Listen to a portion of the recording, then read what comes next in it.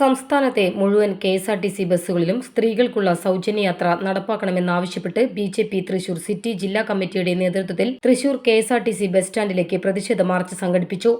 BJP സംസ്ഥാന vice president advocate K. Aneesh Kumar march ഉദ്ഘാടനം ചെയ്തു. തെരഞ്ഞെടുപ്പ് കാലത്ത് യു.ഡി.എഫ് നൽകിയ വാഗ്ദാനങ്ങൾ പൂർണ്ണമായും പാലിക്കാതെ ജനങ്ങളെ വഞ്ചിക്കുകയാണെന്ന് അദ്ദേഹം ആരോപിച്ചു. സൗജന്യയാത്ര പദ്ധതി ആരംഭിച്ച ആദ്യ ദിനം തന്നെ സർക്കാരിന്റെ വീഴ്ചകൾ വ്യക്തമായതായി അദ്ദേഹം പറഞ്ഞു. തിരുവനന്തപുരം നഗരത്തിൽ സർവീസ് നടത്തിയിരുന്ന നിരവധി ഓർഡിനറി ബസ്സുകൾ സിറ്റി ഫാസ്റ്റ് ബസ്സുകളാക്കി മാറ്റിയതിലൂടെ സ്ത്രീകൾക്ക് സൗജന്യയാത്ര നിഷേധിക്കുന്ന സാഹചര്യമാണുള്ളതെന്നും അദ്ദേഹം കുറ്റപ്പെടുത്തി.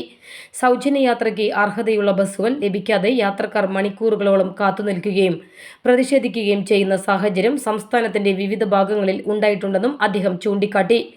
ജില്ലാ പ്രസിഡന്റ് ജസ്റ്റിൻ ജേക്കബ് അധ്യക്ഷത വഹിച്ചു.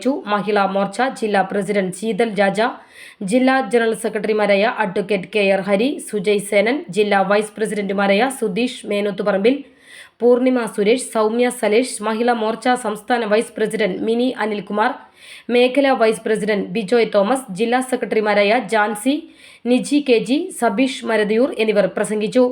കൗൺസിലർമാരായ രഘുനാഥ് സി മേനോൻ, വിൻഷി അരുൺ, പത്മിനി ഷാജി, മണ്ഡലം പ്രസിഡന്റ് വിപിൻ ഐനിക്കുന്നത്, മഹിളാ മോർച്ച സംസ്ഥാന സെക്രട്ടറി സീന ശശി, ഉദയ വേണുഗോപാൽ, ജ്യോതി ലക്ഷ്മി എന്നിവർ മാർച്ചിന് നേതൃത്വം നൽകി.